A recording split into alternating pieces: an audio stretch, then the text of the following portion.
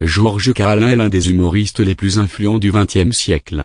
Sa carrière, s'étendant sur plus de 5 décennies, a redéfini les frontières de la comédie en abordant des sujets tabous avec une audace inouïe.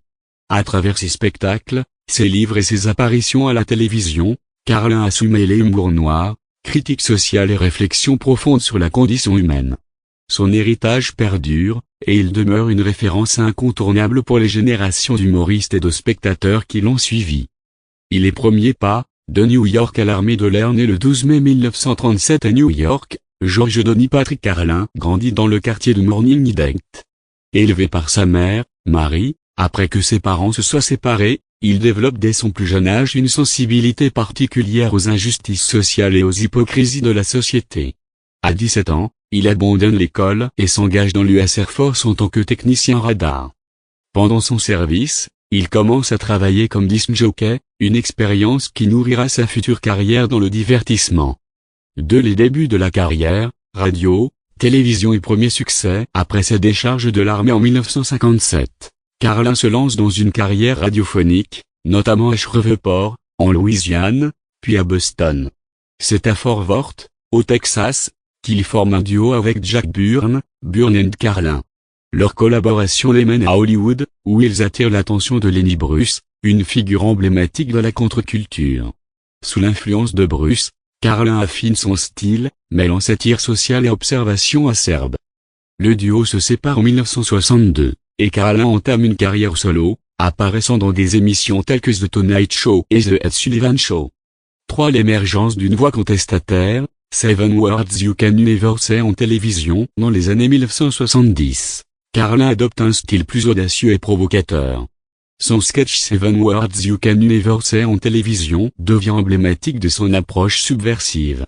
Ce numéro, qui critique la censure et les normes sociales, entraîne son arrestation en 1972 à Milwaukee pour violation des lois locales sur l'obscénité.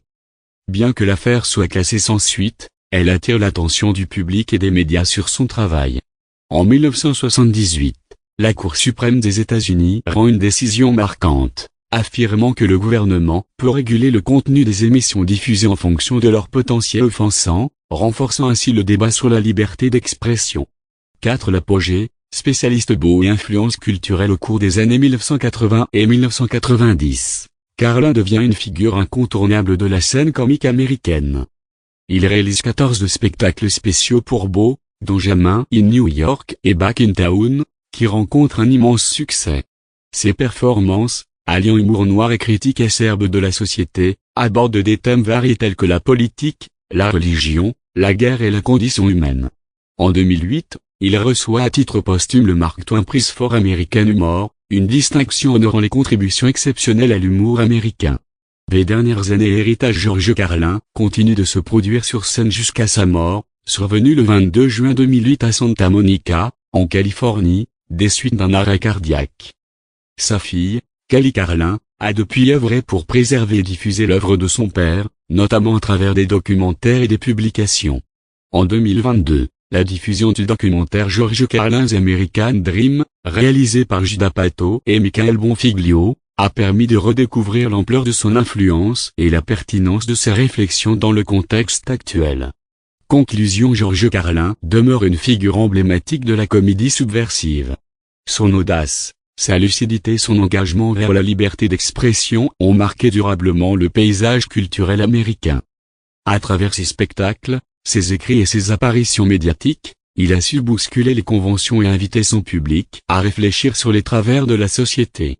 Son héritage perdure, et il continue d'inspirer les humoristes et les penseurs contemporains.